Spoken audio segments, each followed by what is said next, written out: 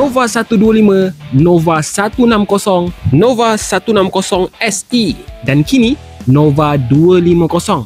Satu line up Nova series yang dibina khas untuk street oriented, daily commuting dan urban riding. Dan kenapa Nova 250 diperkenalkan? Genre ini diperkenalkan khas untuk daily commuter yang inginkan lebih kuasa, lebih pick up, lebih kestabilan dan tangki petrol yang lebih besar yang sangat sesuai untuk highway commuting. Dari pandangan pertama, Avetta Nova 250 tampil memikat dengan reka bentuk sporty dan agresif. Lagi-lagi dengan gradual LED illumination di lampu hadapan memang garang. Setiap lengkung, setiap sudut direka untuk memberikan aerodinamik maksimum dan penampilan yang eye-catching di jalanan. Sebelum kita teruskan dengan perkongsian ni, buat anda yang masih belum follow, like, komen dan share video dan akaun ni, jom sama-sama tunjukkan sokongan anda kepada Jenama Motosikal Tempatan dengan cara klik butang-butang tersebut. Kali ini, kita go through spesifikasi genre yang tengah hangat di pasaran sekarang ni.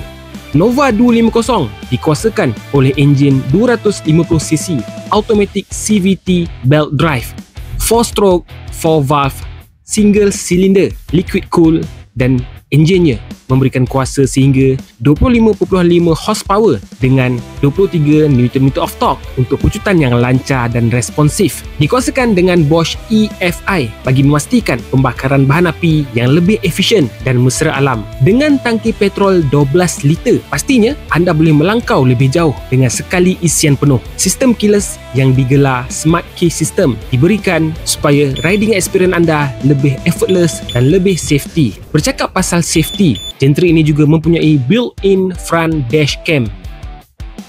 Feature seperti tire pressure monitoring system juga diberikan. Keselesaan dan kestabilan adalah keutamaan dalam menunggang. Nova 250 dilengkapi dengan suspension teleskopik untuk tayar hadapan serta dual gas charge shock absorber di tayar belakang untuk kentakasan optimum di pelbagai jenis jalan. Desain seat yang cukup lebar dan selesa untuk rider mahupun untuk pillion dengan desain bercorak carbon fiber menaikkan lagi sifat urban untuk genre ni. Under seat storage 20 liter, helmet full face confirm muat. Sistem brake Opus 4-piston brake caliper di tayar hadapan dan Opus 2-piston caliper di tayar belakang memberikan kuasa henti yang mantap dan selamat di setiap situasi. Dan kedua-dua brake dilengkapi dengan ABS dan switchable TCS. Zaman sekarang, segalanya di hujung jari anda. Panel meter digital 7 inci TFT menampilkan informasi lengkap speedometer, odometer, tachometer, fuel gauge, temperature, clock, complete, cukup terang dan lengkap. Port pengecas USB Type A dan Type C juga disediakan di kompartmen hadapan bagi memudahkan perjalanan jauh tanpa perlu risau gadget anda kehabisan bateri. Tampil dengan pilihan warna yang menarik dan moden, Nova 250 membolehkan anda untuk memilih gaya yang paling mencerminkan personaliti anda. Nak warna yang menyelah? Pilihlah Emerald Green. Nak warna yang sleek dan nampak premium? Pilihlah Metro Grey. Harga asas untuk Nova 250 hanyalah RM14,388, tidak termasuk road tax dan insurans. Jom sama-sama layari www.avetta.com.my untuk info lanjut.